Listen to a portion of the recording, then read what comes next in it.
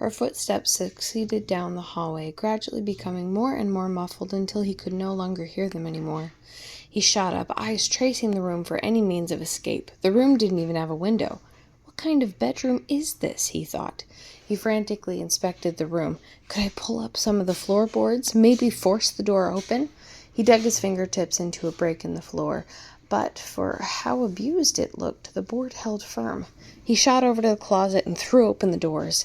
Inside he found clothes, a brush, and a small book with worn leather covers. He pushed some clothes to the side and found a small fabric pouch, now revealed by the light.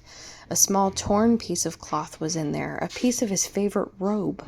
This just gets better and better. If I'm not held against my will by Dawning God soldiers, I'll be captured by a psycho. That's just great, he mentally thought. He closed the closet and began to shift through Vandere's nightstand. While he did find odd objects and what he presumed to be keepsakes, he found nothing that could get him out of the room. He stood up, hoping that one more once-over would somehow magically provide him with something he could use.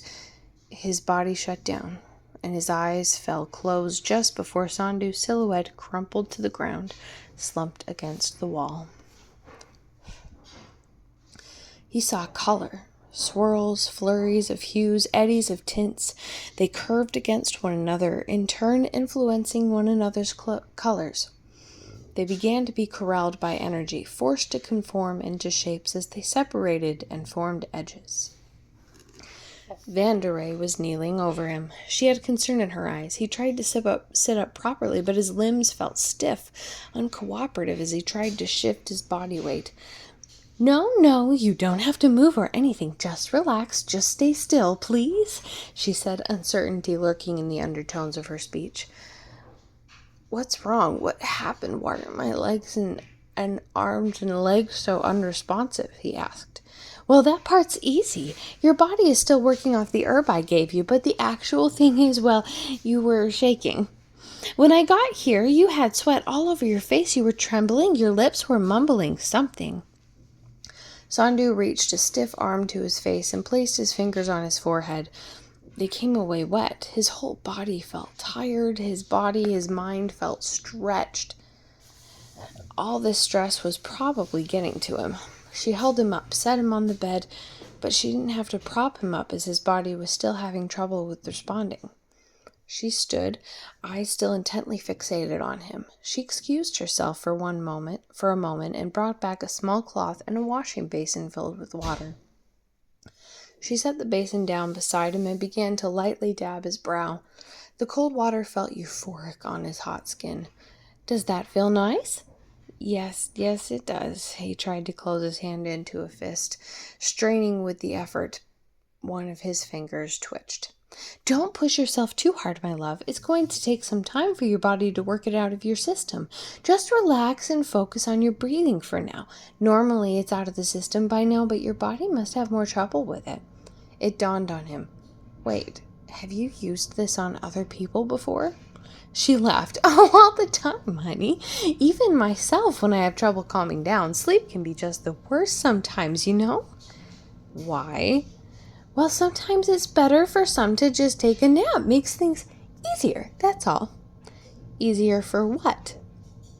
Well, you know, my love, any manner of things. Don't be silly. He narrowed his eyes.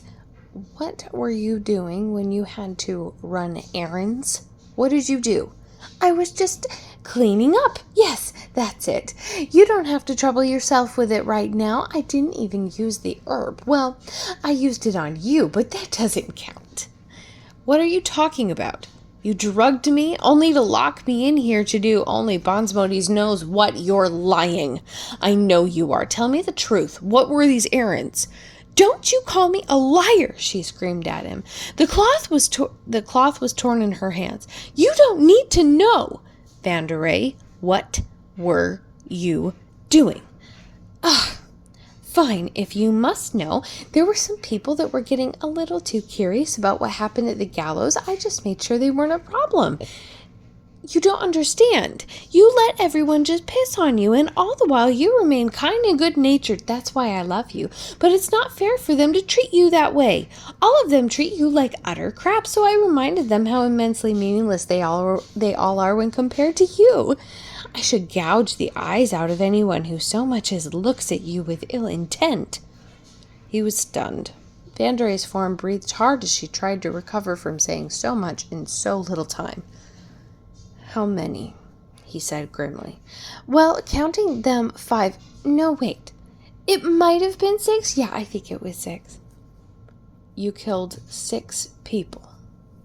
You say that like it's a bad thing. I did it for you. They knew just a little too much, and even if they didn't, I still would have done it. That's what they deserve for just watching as you were almost killed." Feeling had returned to Sandhu's body, but he still felt numb, dejected. "I can see this is troubling you, so let's change the topic. How about dinner? I'm sure you're absolutely starving. I'll go cook you up something really quick. Then we'll just enjoy each other's company and talk about the things that couples talk about. I'll go do that, but you just take it easy." He gave no physical indication that he had even heard what she had said, unresponsive to the point where she had closed the door. The lock clicked as she left.